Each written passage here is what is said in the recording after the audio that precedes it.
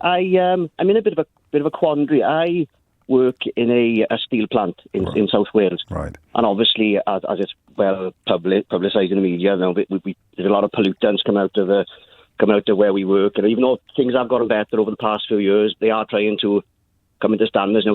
Things are, it's not great.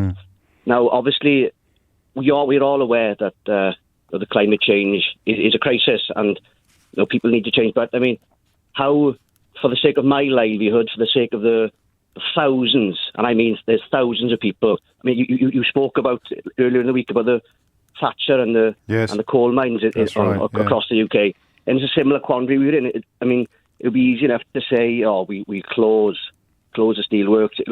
It'll help our greenhouse emissions massively, but then you're looking at probably the 5,000 people who work where I work. And of course, without 20,000 people who rely on us. You're absolutely right, Aled. And without proper international action, they'd just open up a new steelworks somewhere else in the world, and no major planetary problem would have been solved or mitigated at all. And so again, I know almost every call keeps leading up the path of political leadership, both domestically and internationally. If we're just going to confine the conversation to the UK, that there's 5,000 people there that would need some support and alternative careers.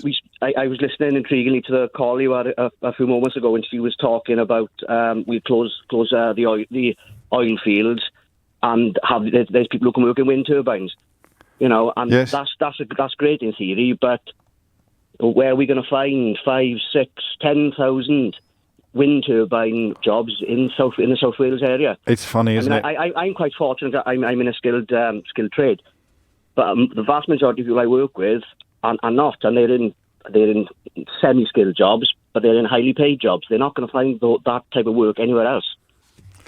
Yes, you're right. I mean, oddly, the people who usually agitate against climate science are the same people that usually talk up the free market. So if they were to be typically two-faced, they'd say, oh, well, the what would you say? The stable keepers went out of business when the motor car was invented, but they found something else to do. Do you see what I mean?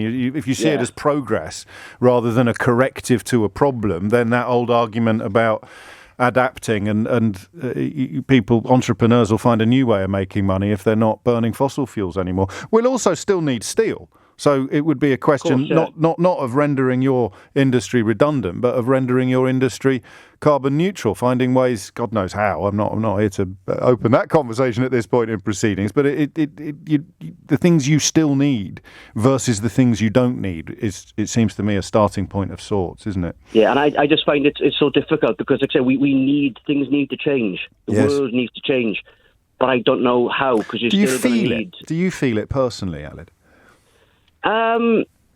In what sense do you mean now? Do you ever feel fear for the future?